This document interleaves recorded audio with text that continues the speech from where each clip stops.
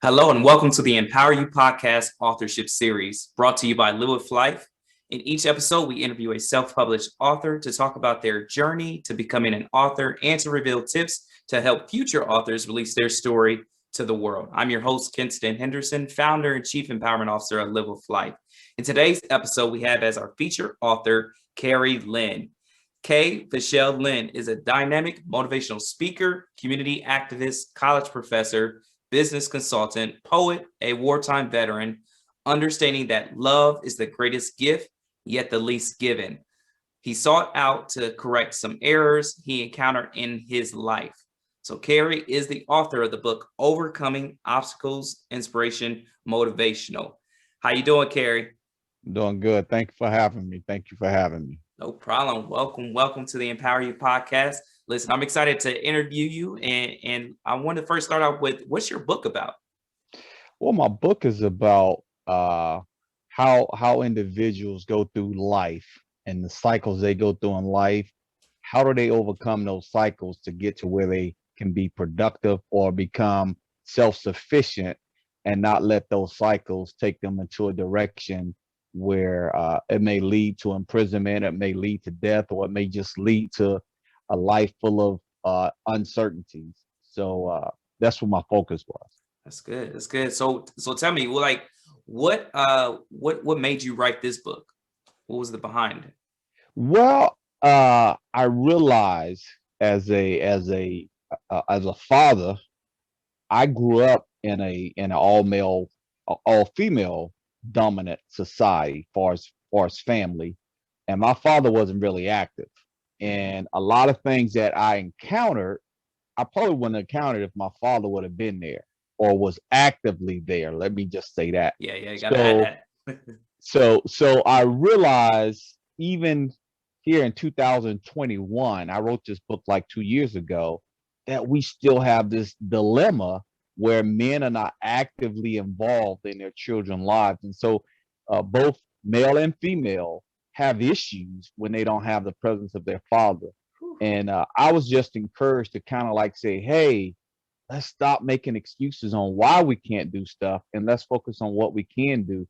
So I felt writing this book as a one person that went through it, two as a person that probably still deal with it at some extent, to say, hey, there's a voice. Let's use this voice to recognize how we can help young people, how we can help even older people deal with this dilemma. That's good. That's so good. That's so good. And so, who would you say your audience is for this book? So when I was writing the book, my focus really were on men. I really wanted to speak to the men, and speaking to the men, I wanted to basically call men out to say, hey, let's not make excuses. Yeah. You know, for those of us that are older, mature, and have kids, or even don't have kids. When I grew up, the church and the men in the church were the presence of what we missed at home. Mm, So we as men in church, we could be the substitute for some of these single fathers or some of these broken homes to help these young men and women understand we can't make excuses. Let's prepare you to be successful in life and be ready for what society has to offer you. So that was my focus, feeling like, hey, if we can call the men out, because as the Bible says, iron sharpen iron, yeah. uh, we can help bridge the gap of some of the issues that we're having in our communities. That's so good. That's so good. So, man, audience, if you're listening, listen up, because it's coming from right from Kerry and I, myself. We're tooting the horn to say, man, let's go. And no more excuses. We got to step up to the plate, as it is so crucial to the whole family dynamics. So awesome, awesome. So, what were some of the barriers that you faced while going through the book writing process? Oh, and now that was a key. So I would say one of the main barriers I went through was time. Mm, I think you have to really allocate the time to do it. So that means social media, uh, phone, I mean, all of that. It's like, how do you really put forth the effort to get the yeah, workout you want? So I had to allocate my time and I had to make a devotion to it. yeah. And that devotion, I told myself, I prayed, And I said, God, if I can do 2 hours a day. So I went from doing 2 hours a day, sometimes to 4 to 6 hours a day. Oh, wow. But I put the time in it. So what I had to do is block out all the things that will probably, whether it be phone calls, whether it be wanting to just get caught up with friends that are out of state. I had to put all that on the back burner because I knew that this was important. Yeah. The other barrier I faced was, who could I go to that can provide me the information that I need, far as other authors, what some of the impending issues they dealt with. How do I look at those issues and have someone that I can lean on and say, hey, I'm coming up against this. Do you have any suggestions? So those two are the main barriers. And when I really got to the point of writing, I had to make sure that I was putting in the work that I wanted others to receive it versus saying, hey, I'm gonna just write. Because a lot of times we all write, but then when we talk about having it published, it becomes a whole different monster. And it's like, do I really want to send this out and my name is represented behind it? Or do I want to send this out and people can say, man, that spoke to me, or I didn't realize that? Because quite naturally, the purpose of writing the book is to pass it on so that other people can see it and speak about some of the issues they may have in their family or know someone, so that they could perhaps bring up this information like, hey, man, I think this is something you should look at. So that's good. Some of my barriers. That's good. So what would you tell our audience, those who are in the writing phase of getting ready to release their book out, but they find themselves stuck? And so what would you say to them to help them get unstuck and keep moving forward? So I'll say this. The one thing I really sat down and I devoted my time to God. I asked God to clear me from everything that would cause a distraction on what my purpose was in this book. And when I did that, I wrote down, I have a chronological calendar. I wrote down dates and times of stuff, or as what I was trying to accomplish. And I made sure I checked those boxes off. And if I didn't have stuff that, it was a little leery on which direction to go, I would reach out to other people that I felt could help me. So I would say, if you're stuck in a place, don't stop writing. And one inspiration, I will say this to you, brother, is a young lady.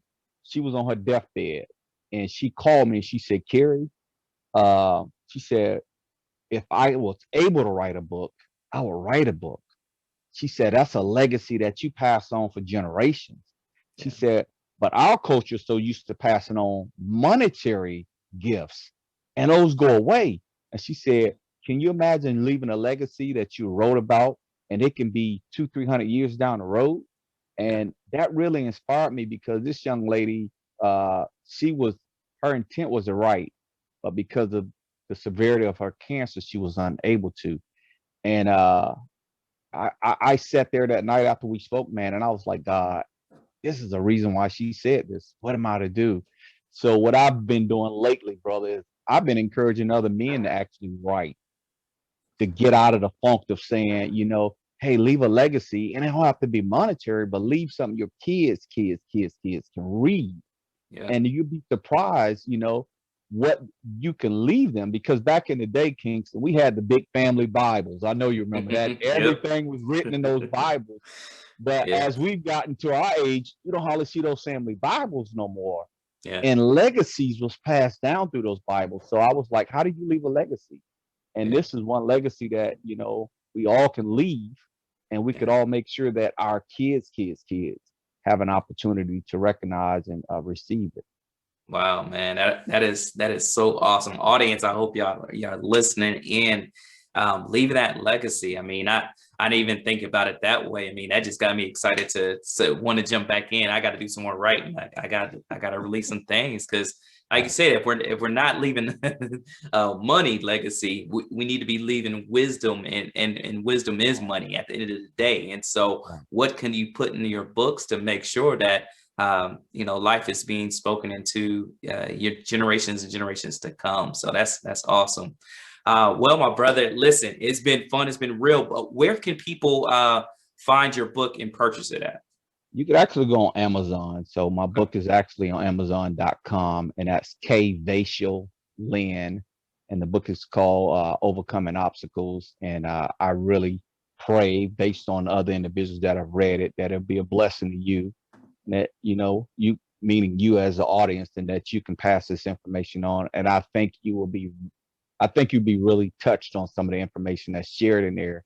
And just know that we as men have a hard time of communicating our hurts, our failures, and we want to talk about our successes. In this book, I talk about my hurts and I publicize it, whereas in some time we don't want to publicize how damaged or jacked up we are. So I think this is just like an inspiration to say, hey, let's kickstart your life and get yourself together.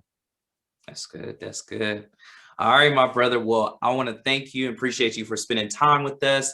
And I wish you the best in all your future endeavors. I know there's another book coming down the pipe for you. And so I'm excited to share in that celebration, as I know you're going to continue to impact and influence locally, but also globally, people around the world. So good luck in all that you do, man. Thank you again. Thank you for having me. And I really enjoy this opportunity. Thank you again. No problem.